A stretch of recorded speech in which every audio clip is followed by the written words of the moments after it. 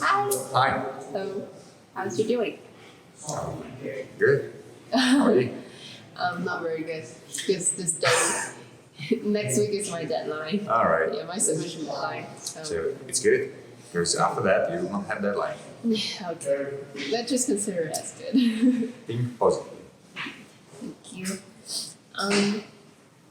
So yeah, thank you very much for agreeing to join. Anytime. Yeah, the interview my assignment. This is because this is an interview that I want to talk to design lecturers, design teachers about their experience with teaching design and teaching creative subjects. So why am I here? Well, you're teaching photography, so you yourself as an art and creative All right. teachers, and also I found out I remember you having like courses online or offline, or because you have a website, you have a Facebook page that teach photography. Yes. Yeah. So is that still running? Do you teach that beside time at the uni? Not much because right now I don't have much free time. But after this semester I will have more free time, so I will teach again. Nice.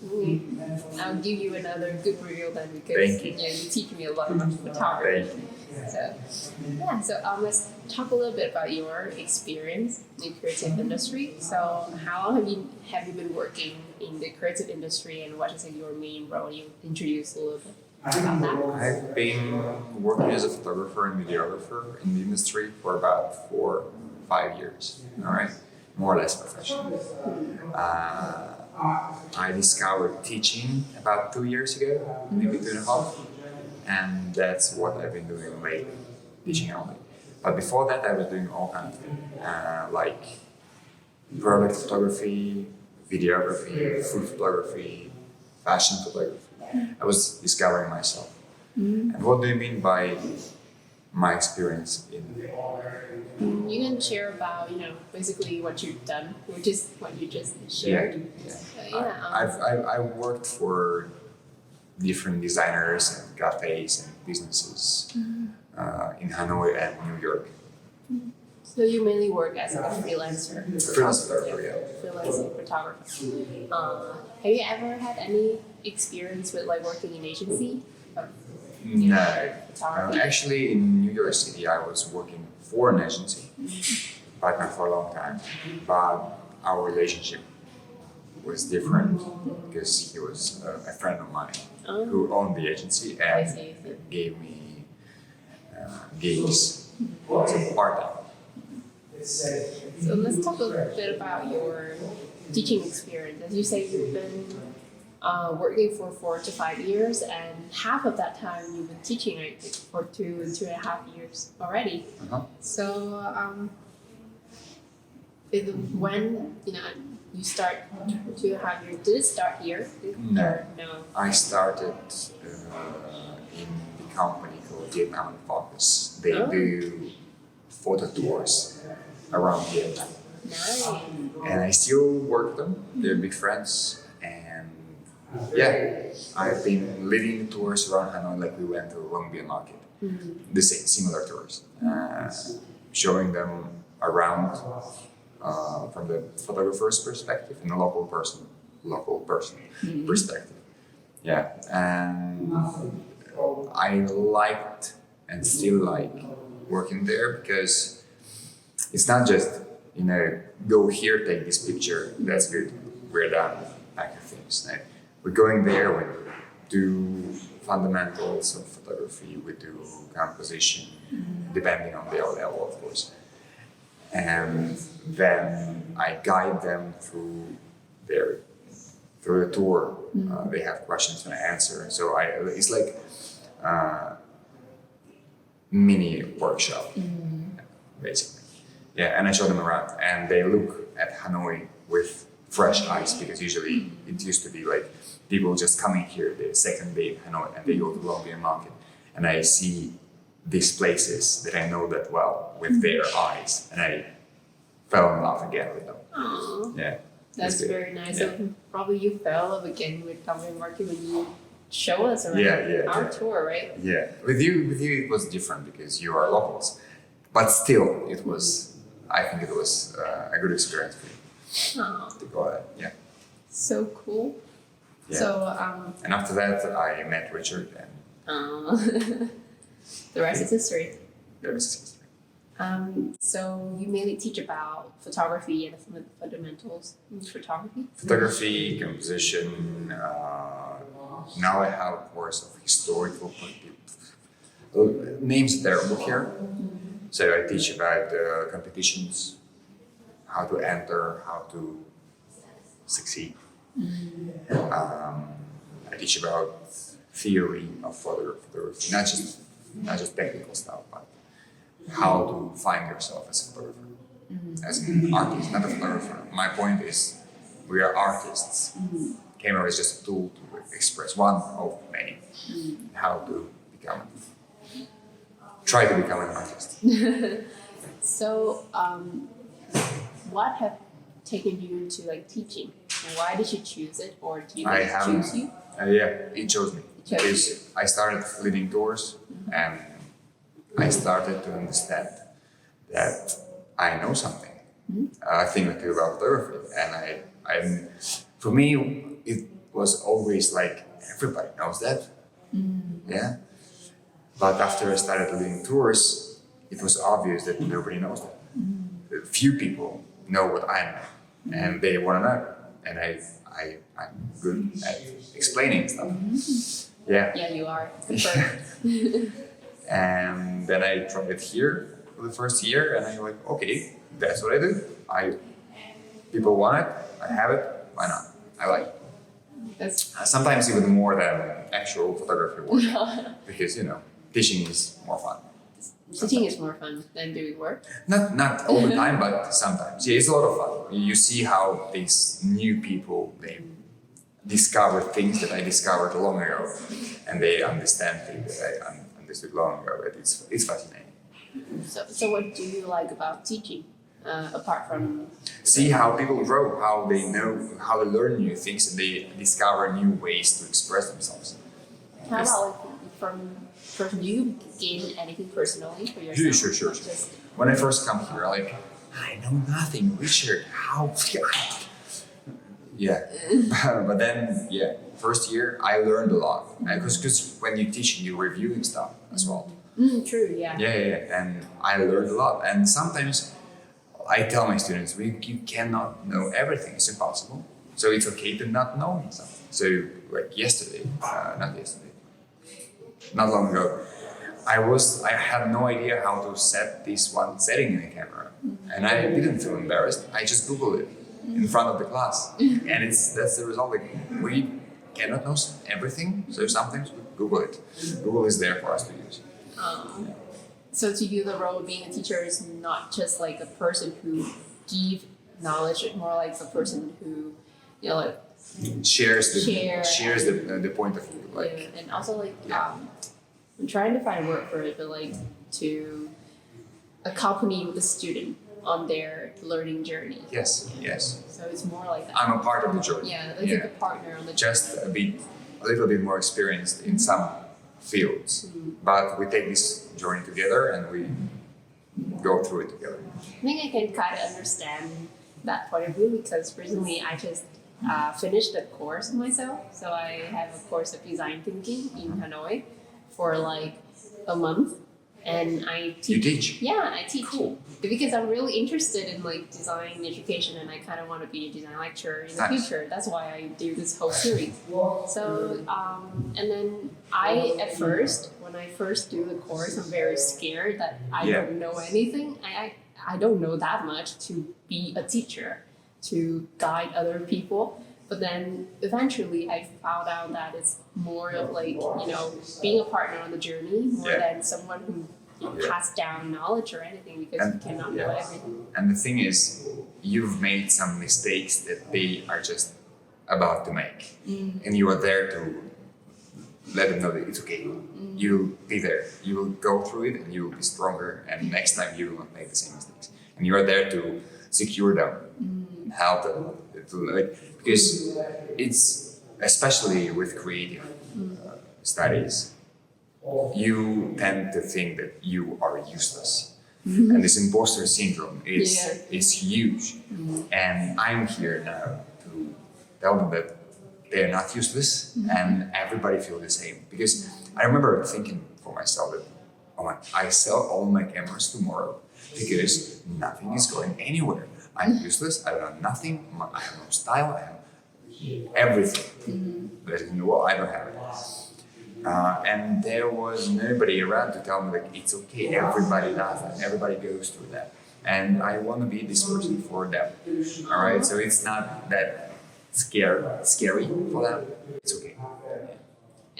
But like, it's interesting how, from teacher perspective, being not knowledgeable, fearing that we're not knowledgeable enough is really scary. But from a student perspective, that is actually what makes that teacher special, because we More connection. more connection and more like relatable. Yeah, because you didn't think about it like about this God creature who Yeah, knows exactly. everything.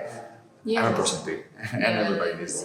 Yeah. It's more. It's actually make the learning experience easier and like more engaging. Yes, true. Yeah. I felt terrible when I first came to the first class because I felt like, who am I doing here? Imposter syndrome. relatable. Yeah. Everybody said that. But after third, fourth lecture, like, okay, I know something. I can give them something, and they're here to take it. All right. So, how do you think your experience, your working experience in photography with agency, with clients, how does that help you with your teaching? Working with clients is just, if we ever gone that far with students as working with clients, I can just tell them what to avoid, how to handle these clients. Are always different. They're never happy. Rarely they are happy. Yes, and you gotta be ready for that. And so in my experience with clients, just can help that. But we rarely go that far. Because usually they have their own projects and clients' projects. With competition, like how to enter competition and everything like that, it was kind of valuable because competition judges are like clients. Yeah, you gotta be prepared to work with them, to handle critic. Yeah. Last term, we also had to join a competition for our assignment. It's very valuable because you are learning to first show your work to others, to the world, and then be thick-skinned enough to handle critics and haters. Not everybody liking your work. It's very valuable because when you're out there in the real life, everybody will hate your work. Oh no. And everybody will tell you suck, but it's just about them as well. Have you joined a lot of competitions? Not a lot, some, but I have shown my work to a lot of people. Nice. So that's an experience. Because a lot of people, especially young people, they make something, and even if it's good, if brilliant, nobody sees that. And what's the point? Because you gotta show what you do to the world. Unless you want to do accounting job during the day and then some art thing during the night and keep it for yourself. That's also a fear that I have. I'm quite afraid of showing my work. I'm still working on that and try to like show it gradually, but it is a fear of being judged and being what if it's not good enough? What if someone, because I've seen people, there are mean people on the internet. There are people who are like, even though the work is okay or it's not that bad, but they could just like come in and attack the artist, and that's not fair. I just think that critics is a thing, but negative comments are another thing. The thing is, I learned from my experience that all the haters, they don't talk to you. They talk to themselves. Problem is not your work. It's not your drawing. It's not your weird looking nose. Okay? Yeah, talking about myself. I know things that I don't like in myself, and I know things that I lack in my creative things. Like in my photography, I know things that are weak. I learned how to draw now. And I know that my drawing is terrible, but I show it anyway because I know if someone will, like, that character looks dumb. Okay, all right, I know that, and I just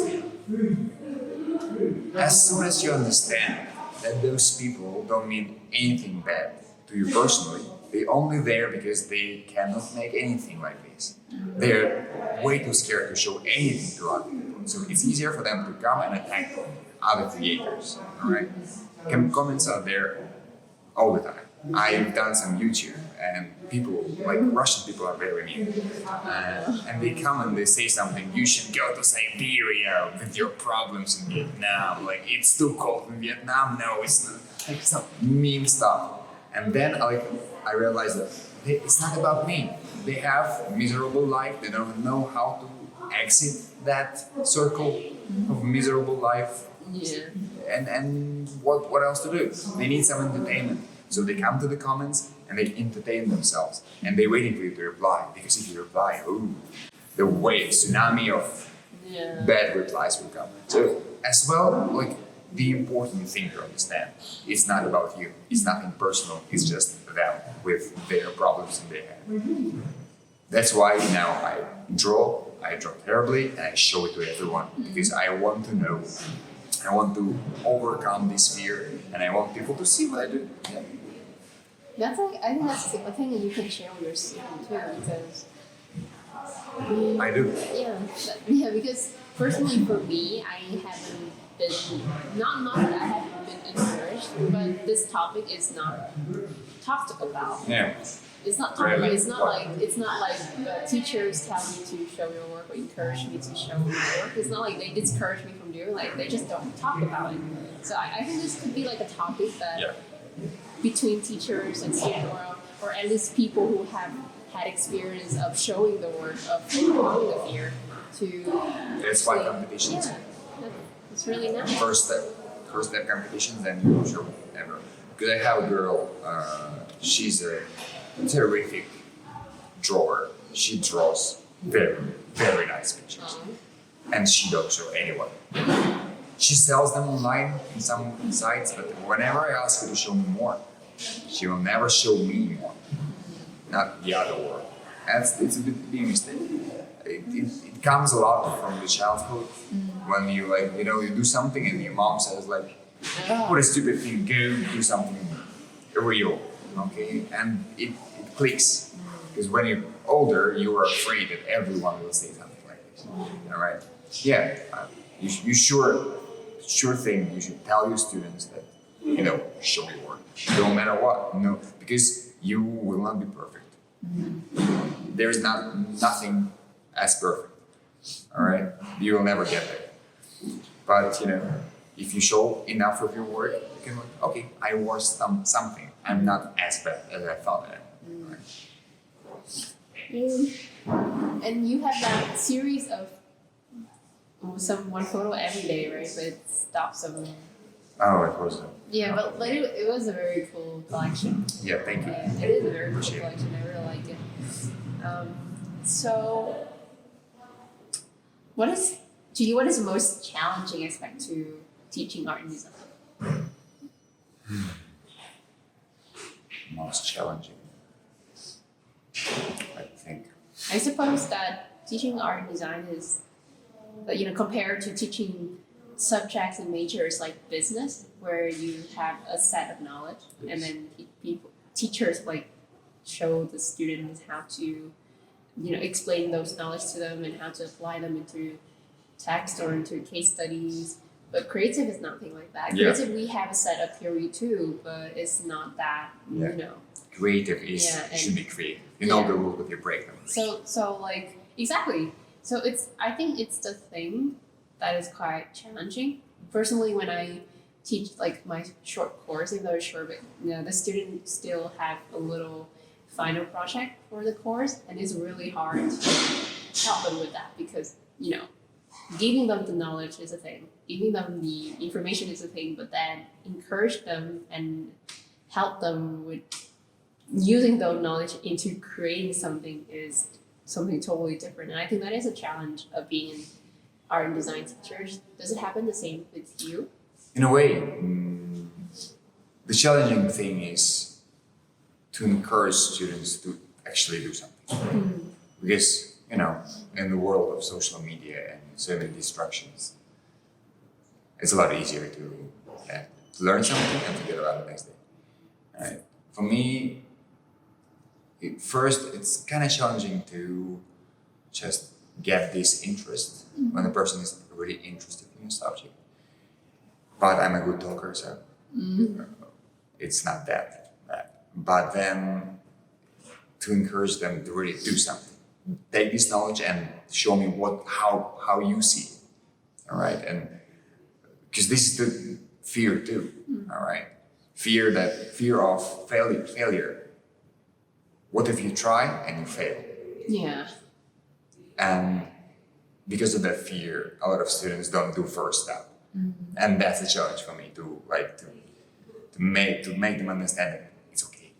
You fail and you learn something, and you fail again, you learn something, and to make this first step to apply knowledge that they get from me, from the classes, in their own way, to create something their own, not copying, but think, create, execute.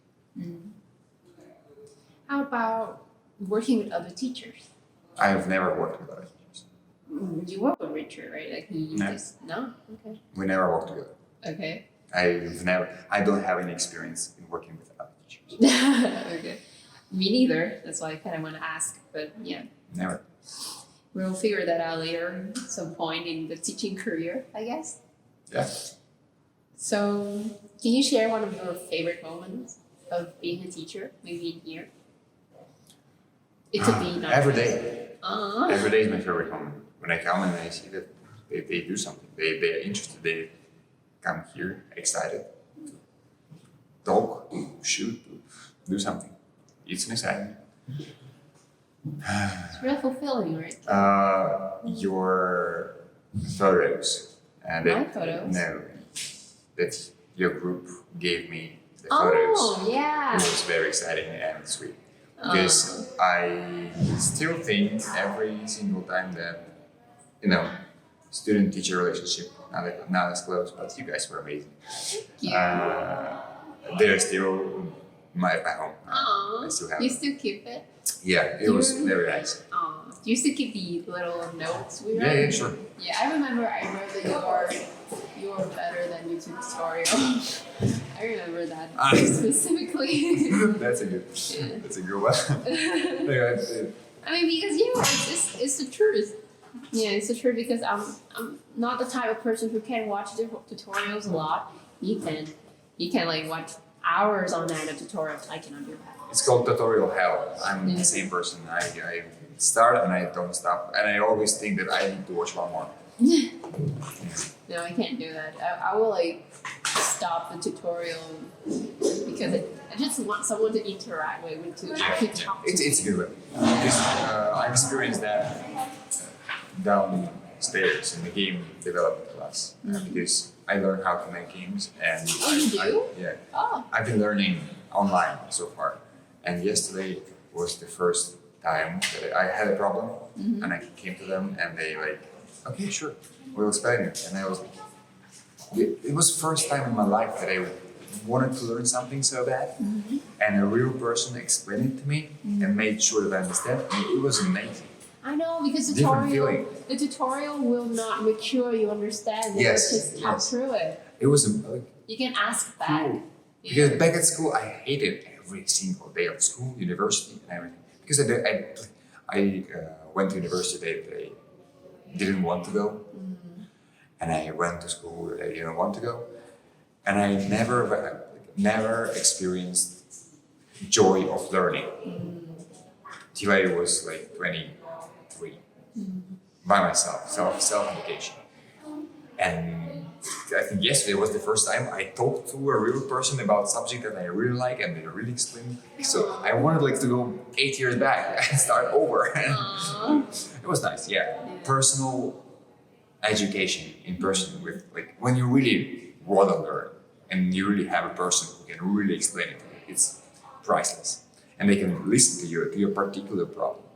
Not like not the set of things that you learn and you try to figure out by yourself, but you really have a problem and a person makes sure that you understand it and you know how to solve this problem in the future. The same here. Yeah. So I think that those kind of feelings, like, you know, experiencing that joy of learning as a student could really help shape the way we teach too. Yeah, the shape we teach and the way the students think about universities. Because I hated my university with my whole heart. Because all the teachers were old grandmas teaching like Soviet Union stuff. Oh. Yeah, and that's not the way.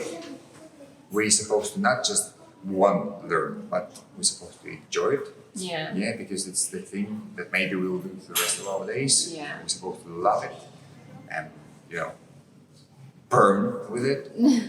But it doesn't happen a lot. People go to Sadly, universities because their parents told them so, or because they made a mistake, or because they had no idea. This, like, when I started teaching, I really started to appreciate teachers, how Me too. important they are, Me too. especially school teachers. When you have 11 years to understand what you want to do in your life, and if the teacher just read that book, 2 + 2 = 4, that's it. That's a bad teacher. Teacher teaches not just math, teaches how to see things, how to experience life, how to be a good person. Yeah. True. Yeah.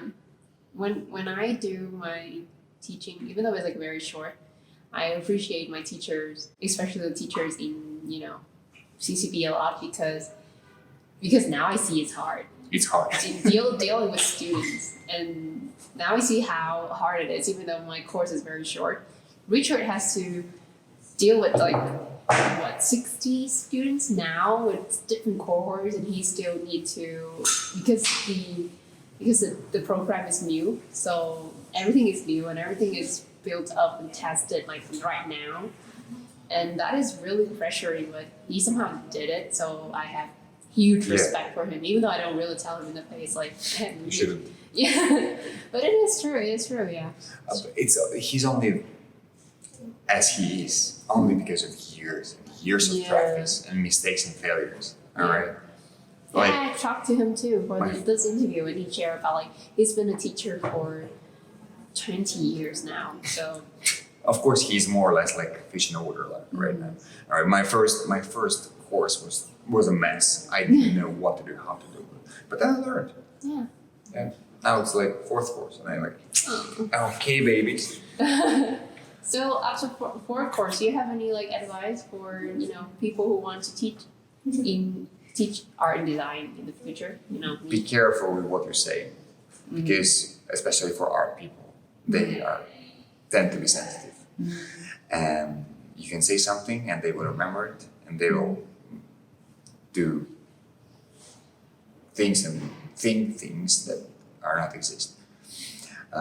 So in terms of what you say, it's like it's not the knowledge, right? It's critique. critics. Yeah, and if, for example, a student don't understand something, and he will never, most of them will never tell you that they don't understand something, and you should feel it, and you should come and say, okay, let's sit down and make sure that you understand.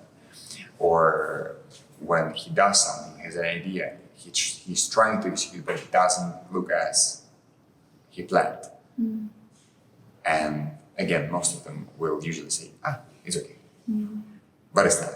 And then at the day, he will not be satisfied, and maybe we'll change the subject later in the future. So we'll just critique and be careful with the critique, and be like sensitive to how they act and what they do.